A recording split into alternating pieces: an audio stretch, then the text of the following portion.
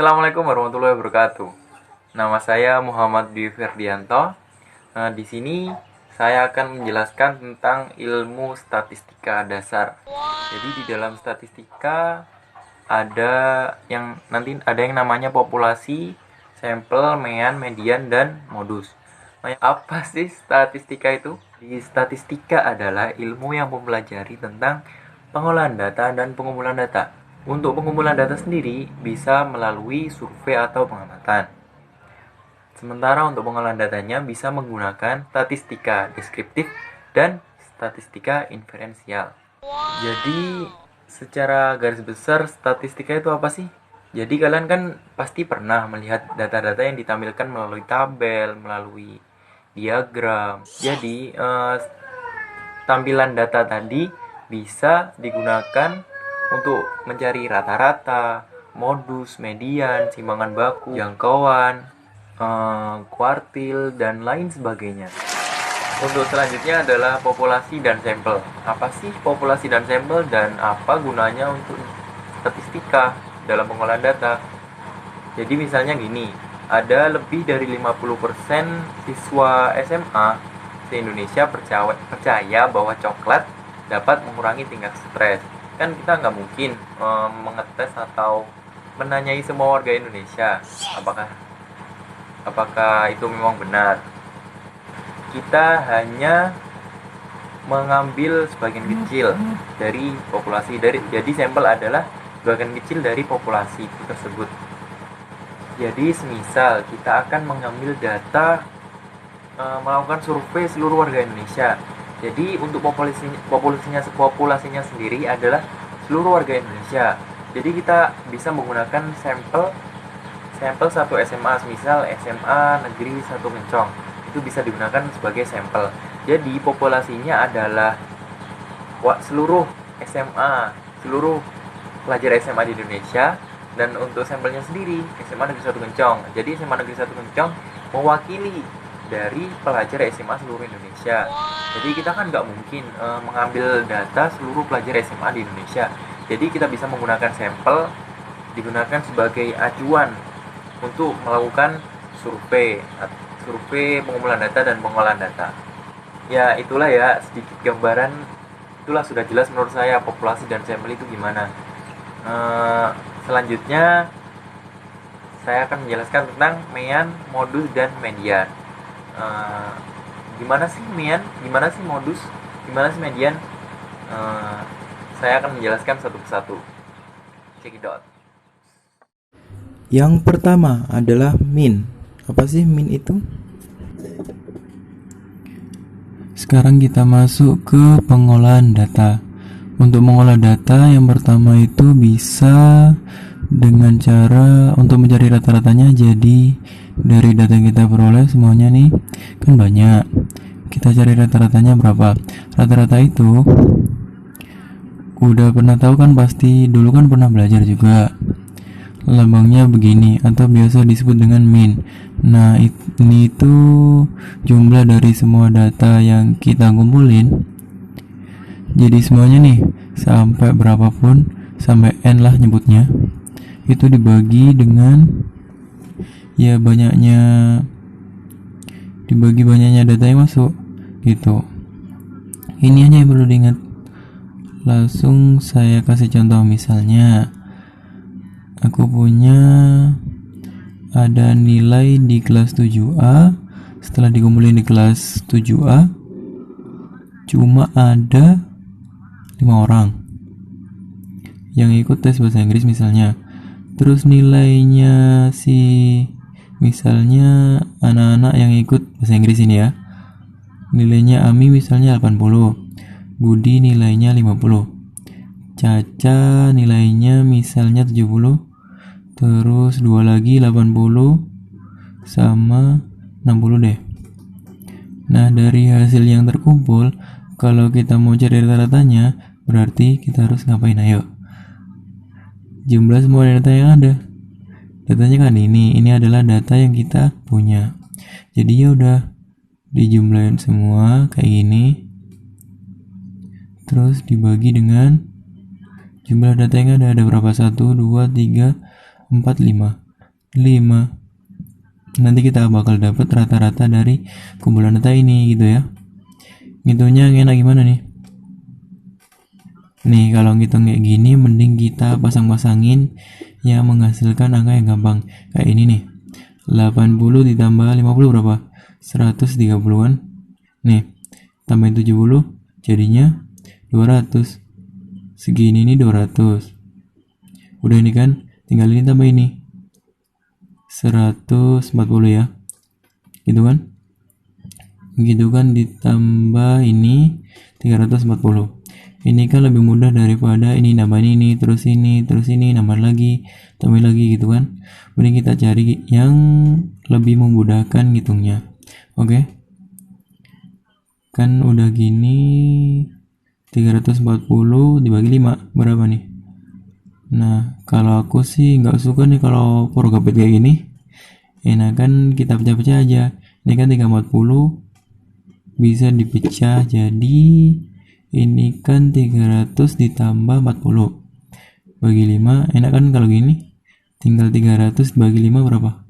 60 ditambah 40 bagi 5 8. Jadi 68. Kalau gitu kan kita dapat rata-ratanya yaitu 68. Jadi ya bisa ya. Selanjutnya adalah median. Kalau misalnya aku punya nilai begini nih 40, 50 berarti mediannya berapa? Tinggal cari aja di tengah. Ini mediannya. Kalau misalnya ada ini 10, 10, 20, 20 ini ya. Nah, ini mediannya yang mana? Ya lihat aja yang tengah. Nah berarti ini. Berarti mediannya sih 20. Bisa ya, kalau ini kan gampang karena nilai tengahnya cuma 1. Gimana kalau ini? Kalau kita punya data kayak gini 10 sampai 60 terus disuruh cari median, berarti kan tengahnya ini kan nggak satu kayak gini, ya nggak?